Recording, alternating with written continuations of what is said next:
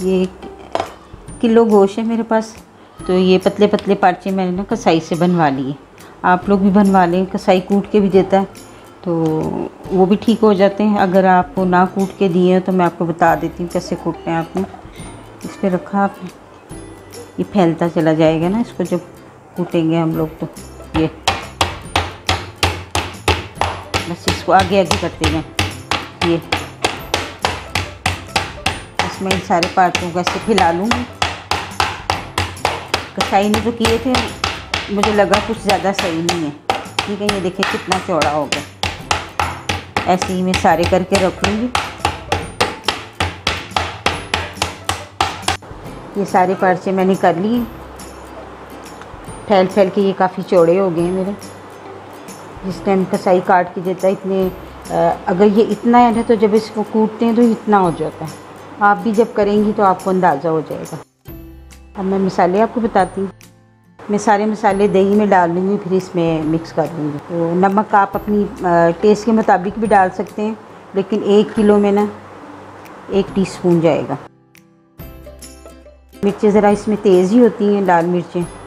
یہ میں 2 چمچ ڈال لوں گی، 2 ٹی اسپون. یہ میرے پاس ہے کچری پاؤڈر جو گلانے کے لیے ہوتا ہے. پپیتا بھی ڈال سکتے ہیں آپ پیس کے. تو ہمارے یہاں ذرا مشکل ہوتی ہے جہاں ہم لوگ رہتے ہیں. ہمارے شہر میں پپیتا کم ہوتا ہے نا، تو کراچی والوں کے لیے ایزی ہے. انڈیا کے بہت سارے شہروں میں ایزیلی مل جاتا ہے ہر جگہ، لیکن ہم جس علاقوں میں رہتے ہیں وہاں نہیں ملتا، اس لیے ہم کچری پاؤڈر ہی یوز کرتے ہیں. یہ 1 چمچ ڈالنی، یہ اس کو گلاوٹ کے کام آئے گا نا. اور یہ میرے پاس ہے بھنے ہوئے چنے جو نہیں ہوتے عام کھاتے ہیں ہم لوگ، ان کے چھلکے اتار کے اس کو پیس لیا. تو یہ 2 چمچ جائیں گے. یہ ذرا بھر کے. یہ خشخش پاؤڈر ہے. اس کو ذرا پیسنا مشکل ہوتا ہے، پہلے آپ دوری میں اس کو اچھی طرح پیس لیا کریں. جب ہم اس میں گرائنڈر میں چلاتے ہیں کچھ دانے رہ جاتے ہیں. یہ دیکھیں میں نے کتنا باریک اس کو پیسا ہوا ہے. آپ لوگ بھی کوشش کریں باریک ہی ہو، تو اس سے ذرا ٹیسٹ نا نکل کے آتا ہے باہر. یہ بھی بھر کے 1 ٹی اسپون. یہ گرم مسالہ پاؤڈر ہے میرا گھر کا بنا ہوا ہے. اس میں نے ذرا کالی مرچیں نا تیز ڈالی ہوئی، تو ذرا اس میں ٹیسٹ، اس میں زیرہ بھی چلا جائے گا اور باقی سب چیزیں بھی ڈلی ہوئی ہیں، اس لیے الگ سے میں زیرہ نہیں ڈال رہی. تو اس میں کالی مرچیں ذرا سی نا ڈبل ہاتھ رکھ کے ڈالیں گی. یہ ادرک لہسن کا پیسٹ ہے. اس میں کچی ہلدی سیزن میں تھی تو میں نے اس کے ساتھ ہی پیس لی تھی. تو اگر نہ ہو تو اس ٹائم الگ سے ہلدی آپ آدھی چمچی ڈال لیں، لیکن میرے پاس کچی ہلدی تھی وہ میں نے اس کے ساتھ ہی پیس کے نا اس میں ڈال دی تھی.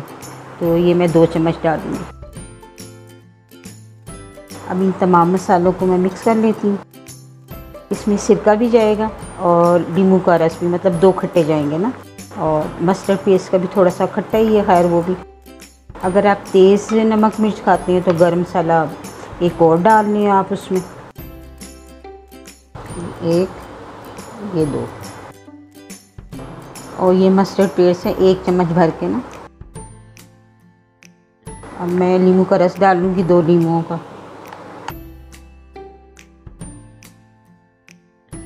یہ ہاتھ رکھ کے ذرا نکالو تو بیج ہاتھ میں ہی رہ جاتے ہیں. اگر آپ کو پریکٹس نہیں ہے تو آپ کوئی چھنی وغیرہ رکھ کے کر سکتے ہیں. یہ تمام چیزیں میں مکس کر کے، یہ جو پسند سے بنائے ہوئے ہیں تو ان پہ لگا کے رکھ دوں گی. کم از کم 6 سے 8 گھنٹے رکھنا ہے اس کو. تو میں یہ صبح ہی کر رہی ہوں، تو شام کو مجھے بنانے ہیں.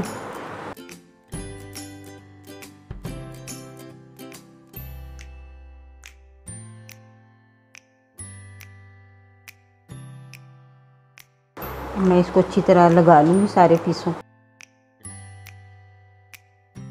میں نے اچھی طرح اس کو میرینیشن کر لیا. اب میں اس کو رکھ دوں گی تقریباً 6 سے 8 گھنٹے رکھ کے، پھر میں جو نا اس کو فرائنگ کروں گی اور توے پہ کروں گی نا. توے پہ ذرا بڑا اچھا سا اس کا ٹیسٹ آتا ہے. اب میں اس کو رکھتی ہوں. پسندوں کو آلموسٹ 6 گھنٹے ہو گئے، پورے 8 گھنٹے تو نہیں ہوئے، 6 گھنٹوں میں بھی کافی اچھے ہو گئے. تو اب میں توے پہ تیل ڈالتی ہوں. آپ ہاتھ بچا کے ڈالیں. مجھے تو پریکٹس ہے تو آپ لوگ ذرا ہاتھ بچا کے ڈالیں. میری بچیاں جب بھی ڈالیں. یہ دیکھیں آپ کو پتہ چل رہا ہوگا کہ تیل کتنا گرم ہے. اتنا ہی گرم ہونا چاہیے تاکہ اس کا پانی اندر کا نا اندر رہے، وہ اس کو پھر جلائے گا۔ اگر ہم اسی ٹائم اس کا فلیم لو کر دیتے ہیں تو پانی باہر آ جاتا ہے، تو یہ بڑے اچھے نہیں بنتے نا۔ بس کوشش کریں ان کو کھول کھول کے ڈالیں نا۔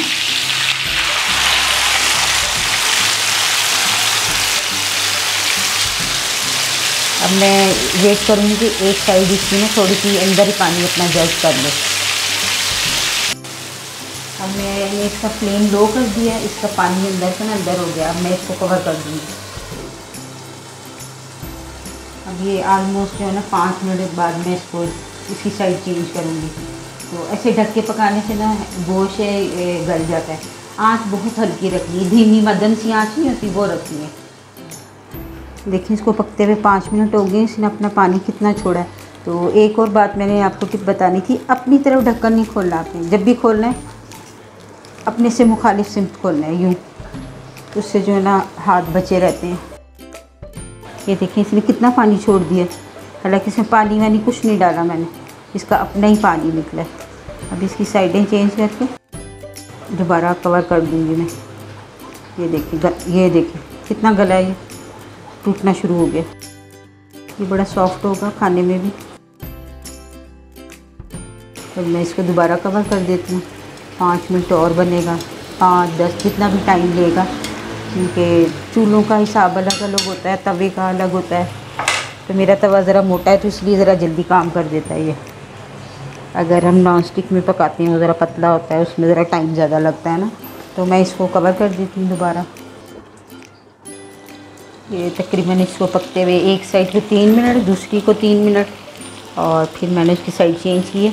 یہ دیکھیں اس پہ کلر آ گیا، یہ دیکھیں آپ، یہ دیکھیں یہ تیار ہو گئے۔ میں فلیم بند کر دوں گی۔ دیکھیں ماشاءاللہ کیسے گلے ہیں، یہ جوسی کتنے ہیں، میں آپ کو دکھاتی ہوں۔ یہ دیکھیں اس کے گلنے کا کتنا اچھا یہ گلا ہے، یہ کیسے آرام سے بوٹی اتری ہے، ایسے ہی اندر سے بڑا جوسی ہے اور پورا گل گیا ہے۔ اب میں اس کو اتار لیتی ہوں، ساری ایسے گلیں، اس کو دیکھ لیں، یہ میں اس کو اتار لیتی ہوں۔ یہ جو مسالہ توے پہ ہوتا ہے نا، کوشش کریں یہ نہ جلے، کیونکہ یہ پسندوں کے مسالے، آپ اس کو اتار لیں پسندوں کے، یہ بڑے مزے کا اور ٹیسٹی ہوتا ہے نا۔ یہ دیکھیں پسندیں میرے تیار ہو گئے ہیں، انشاءاللہ آپ کو پسند آئے گی۔ اسی ریسیپی سے آپ بنائیں اور پھر کھا کے بتائیں کہ کیسے تیار ہوئے ہیں۔ اللہ حافظ۔